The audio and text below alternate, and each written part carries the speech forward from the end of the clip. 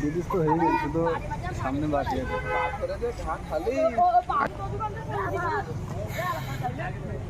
বাড়ি আসছিস? সব কি ঝিয়াপটে?